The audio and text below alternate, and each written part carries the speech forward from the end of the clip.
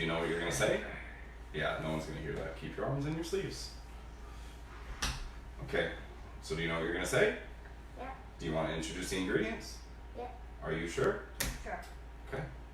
Flour, sugar, butter, vanilla bean. Vanilla bean, that's right. Not a varnilla bean. Vanilla bean. That's what I said. Okay, cool. What do you think? Is it 3 o'clock? Yeah. Oh, 3 o'clock. All right, everybody. Welcome back. I hope you had a lovely weekend, if it even felt like a weekend at all.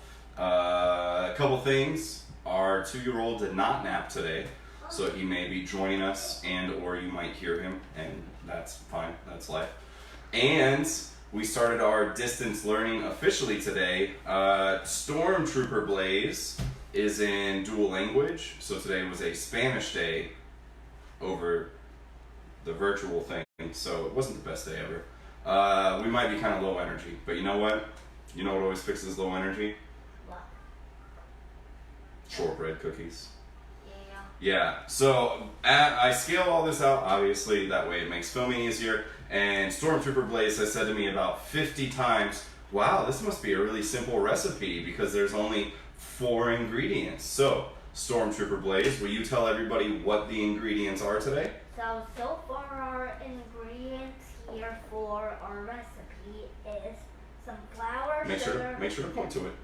Flour, sugar, butter, and a vanilla bean. Okay, so I'm going to go ahead and assume not everybody has access to vanilla beans, especially since there was a pretty severe vanilla bean shortage a couple years ago that we're still recovering from. You do not have to have a vanilla bean to make this recipe, but I do, so I'm going to make it delicious, because why not? And Stormtrooper Blaze is right, it is a very simple recipe, okay? Now, I've talked all last week about substitutions we can make, so right off the bat we have our flour. It can be all-purpose or bread, do not go lower than that. We have our sugar, our white sugar, or what we call sucrose. I would not sub this sugar out for anything else, because all the other sugars will have loose water particles in them, or molasses or something, and it'll cause these cookies to spread.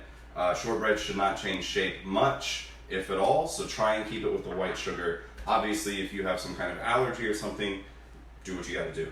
And butter, right? Delicious, delicious butter. Because we have so few ingredients and because it is so simple, this is where I would spend the money on the best butter I could find.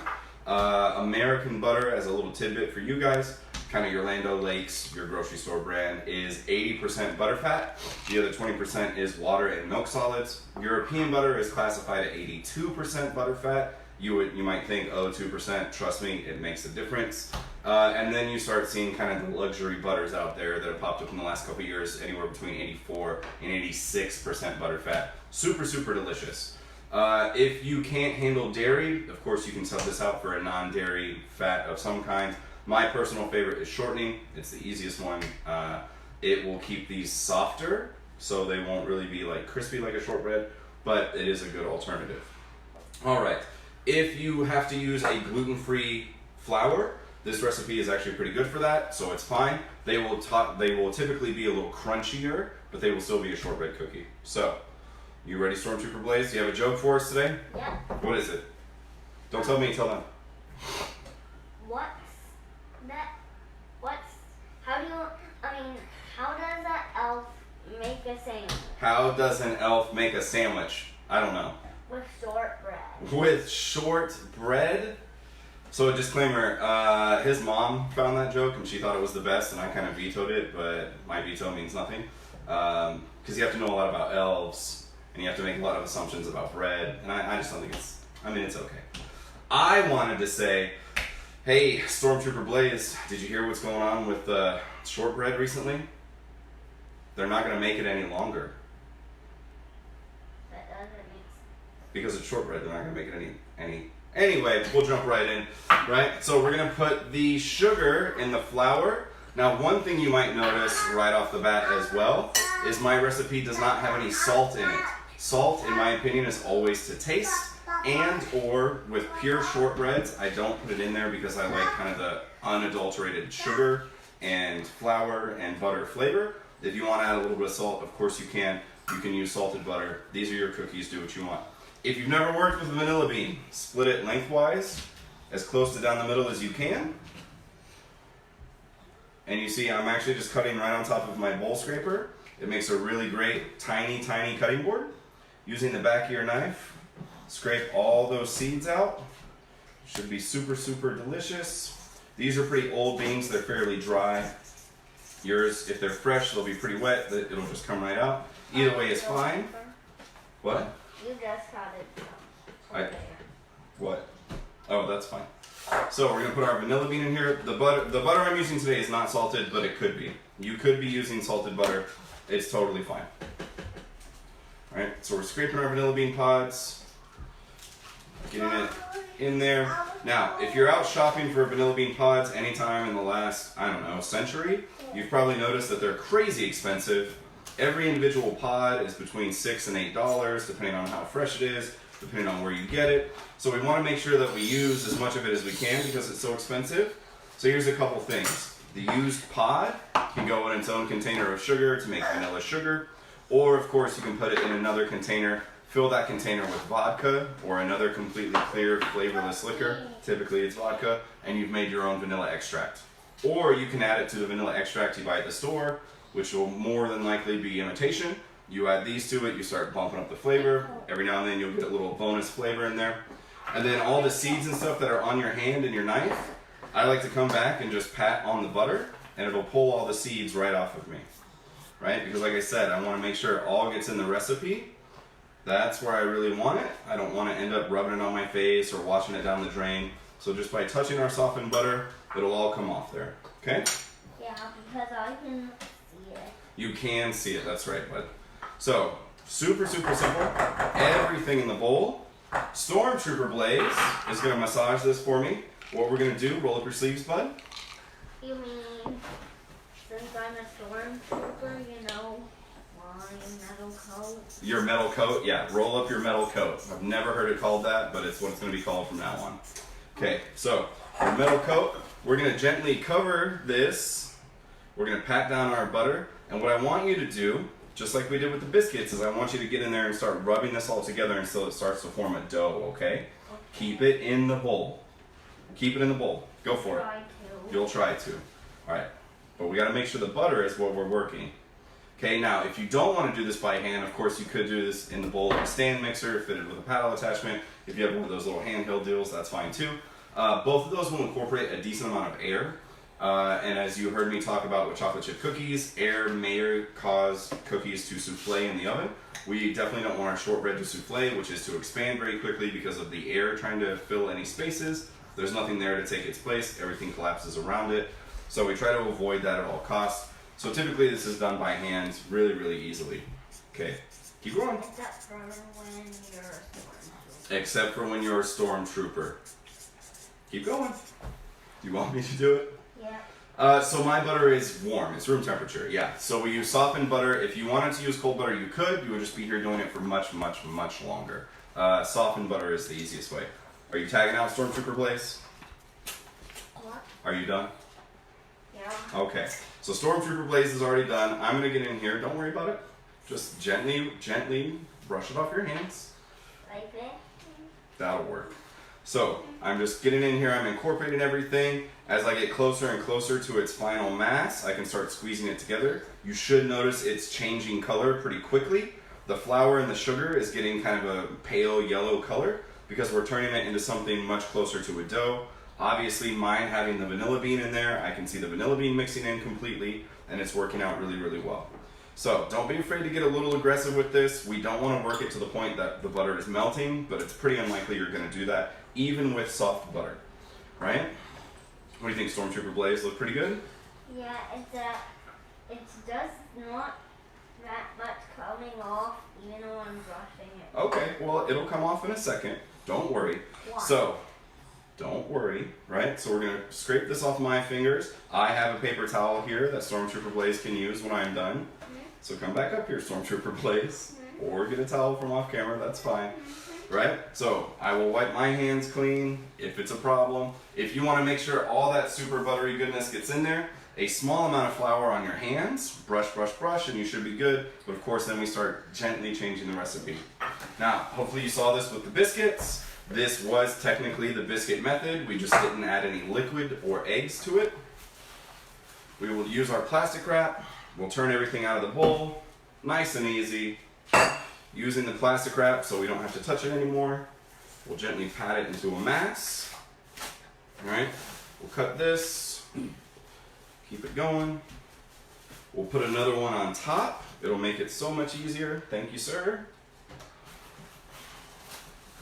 And then we roll it out to our desired thickness. We are going to make something closer to the French punichon, the little shortbread kind of flour daisy-shaped cookies. If you wanted to make something closer to a Scottish shortbread, I would still follow about a 1/2 inch thick for both. If you try to go any thicker, without specialty like cooking devices or molds, it'll try and change shape as it cooks, which is just natural for all cooking. Right, so we're going to roll it. Might help to pat it a little bit. Stormtrooper Blaze, do you see all those little black dots in my dough? Yeah. What do you think that is? That vanilla. That's the vanilla bean for sure. It's gonna be super, super good, right? Mm-hmm. Now, here's a quick pro tip for everybody at home. If you use a rolling pin even as much as I do or other professionals do, things are gonna look a lot more even than they actually are. So the best thing to do is actually to feel it. And you'll notice if you're rolling dough out at home, like you'll roll your pin over it, you'll come back, you can run your hand, and just like a topographical map, you can feel every single little imperfection. But if you look at it, you think, oh, this looks pretty good, but you feel it, not even close. Start rolling more gently. Something that may help is just barely put any weight on it. Or of course, something that I find really helps people, don't put any weight on it at all. Don't roll the pin, just slide it across the surface. And that'll help smooth it out completely. Now what we're gonna do is we're gonna chill this down just for a second. It's not super necessary, but it does help for cutting them out. I would recommend using your refrigerator because I don't want everybody to wait 5 minutes for me to put these in the fridge. It goes in my freezer for about 1 minute. That's just to firm up the butter. We did just put a lot of activity and a lot of heat to it through friction and our body temperature. So the cutting process will be even easier if it's cool. Now that also means you can make this dough way ahead of time. Wrap it really, really well. You can freeze it for probably a month or more. Because it is butter and sugar and flour, it's pretty hard for any of that stuff to go bad if it's been stored correctly. If you hear, we have the wild afternoon rituals of a 2-year-old singing us our cookie song. But we'll go from there. Reeves, can you say cookie? We're making shortbread cookies. I don't think he knows who you are, bud. He thinks you're a stormtrooper. Oh, what? You didn't even show him your face. Oh, you're trying to scare him? Trying to. All right, so our dough is out. You see, it's not hard, but we did chill it enough that our dough is firmer. It'll be much easier for us to work with. I also think it's important to set yourself up for success. Don't try to transfer things all the way across a kitchen if you don't have to. Another pro tip coming at you, if you clear it from one side, it's still going to be stuck to the bottom. It's okay. It'll still be stuck to the bottom, so you need to clear it from both sides. That way when you cut it, it won't be stuck and you have to stretch it to get it off of there. You'll find that a lot with sugar cookies. If you use this technique, you really need to be sure to clear it from both sides. We dip our cutter in some flour, straight down, straight up. A little bit of flour, straight down, straight up. Cut as close as you can to get as close and as high of a yield as you can. You can re-roll this dough a lot.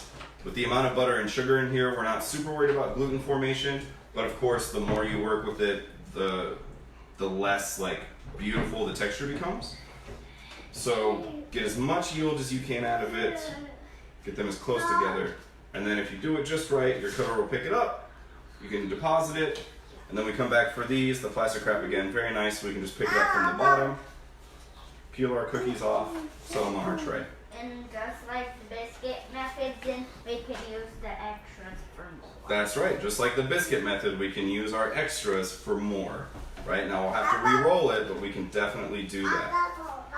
Now, shortbread cookies, obviously, very, very fast. Super easy to do. We're going to bake these at 350 degrees. A still oven is actually just as good as a convection oven for this case, because we're not trying to cook anything in here too quickly. We're just trying to get these to set and dry out barely. Essentially, we're trying to cook it to where the flour is safe to eat, right? The butter is safe, the sugar is safe, so really we're just trying to make the flour safe.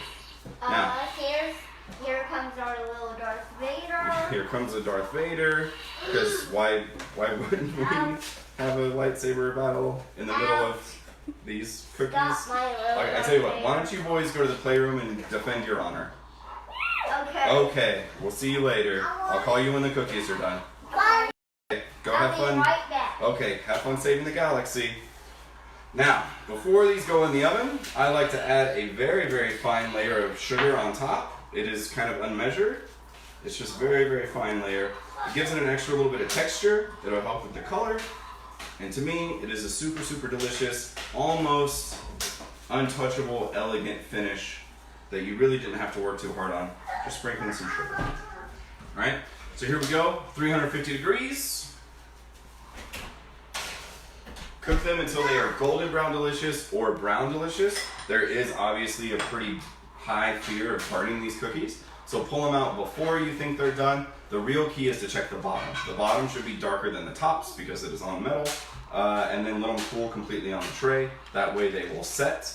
And of course, those of you who know much about shortbreads, in France they are called punitions, or little punishments, because waiting for them to cool is always kind of a rough thing because you want to eat them right away. You have to wait for them to cool. So that is our shortbreads. It appears we're having a lightsaber meltdown.